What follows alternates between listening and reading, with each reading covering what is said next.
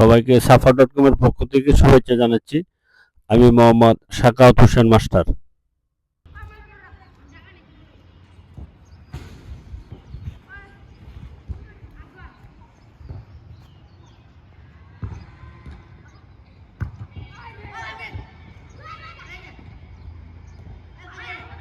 আমি এখন এই যে খেলার মাঠের যে শিশুর গুরুত্ব, আসলে এটার উপর আপনাদের একটা পরিসংখ্যান আমি জানাতে চেষ্টা করব। পরিসংখ্যানটা হচ্ছে এমন যে আসলে শারীরিক সক্রিয়তা বিশ্ব স্বাস্থ্য সংস্থার নির্দেশনা অনুযায়ী যে তথ্যটা দিছে, বিশ্ব স্বাস্থ্য সংস্থার মতে 5 থেকে 17 বছর বয়সী শিশুদের প্রতিদিন অন্তত 60 মিনিট মাঝারি থেকে তীব্র শারীরিক পরিশ্রম বা খেলাধুলা করা উচিত।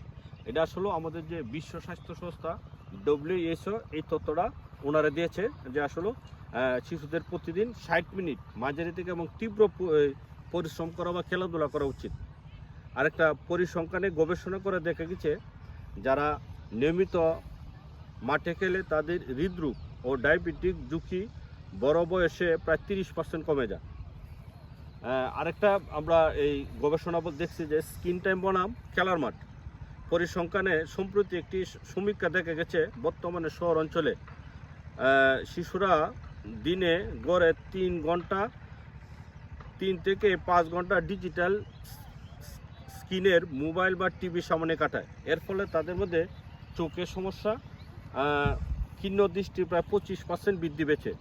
খোলা মাঠের প্রাকৃতিক আলোতে খেললে এই ঝুঁকি অনেকাংশে কমে যায়। আমরা আসলে যে এই আপনাদের সামনে যে আমরা পরিসংখ্যানটি বলছি, আসলে এটি বিভিন্ন সংস্থা বা বিভিন্ন আন্তর্জাতিক এই সংস্থা কর্তৃক নির্ধারিত। আরেকটা হচ্ছে যে মানসিক স্বাস্থ্যের বিষণ্ণতা, আমেরিকান একাডেমি অফ এর মধ্যে মুক্ত বাতাসে খেলাধুলা শিশুদের মধ্যে উদ্বেগ বিষণ্ণতা কমাতে প্রাকৃতিক ওষুধের মতো কাজ করে। যে সকল শিশু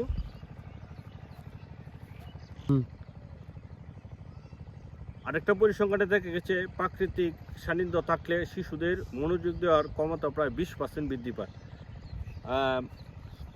আরেকটা তথ্য বলছে যে খেলার মাঠে শিশুরা যখন দলগতভাবে খেলে তাদের মধ্যে সহানুভূতি তৈরি হয়। আরেকটি পরিসংখ্যানে দেখা গেছে যেসব শিশু ছোটবেলা থেকে মাঠে খেলে বড় হয়েছে কর্মক্ষেত্রে তাদের অন্যদের মানিয়ে নেওয়ার ক্ষমতা সাধারণত 15% বেশি। আসলে যে এই পরিসংখ্যানের কথা আমরা বলছি, আসলে একটি শিশুর জীবনে খেলার মাঠের যে গুরুত্ব এটা আসলে কোনো বলার অপেক্ষা রাখে না। আমরা এই তথ্য প্রযুক্তির যুগে অবশ্যই আমরা আসলে আমাদের সন্তানকে খেলার মাঠে নিয়ে আসবো এবং আমরা নিজেরা সময় দেব, এই আশা প্রত্যাশা রেখে আজকের ভিডিও এখানে শেষ করলাম। আল্লাহ হাফেজ। আমার ভিডিওটি যদি আপনাদের ভালো লাগে থাকে তাহলে অবশ্যই আমার চ্যানেলটি লাইক, শেয়ার, কমেন্ট এবং সাবস্ক্রাইব করবেন। এই প্রত্যাশা আমি সবসময় আপনাদের কাছে রাখি।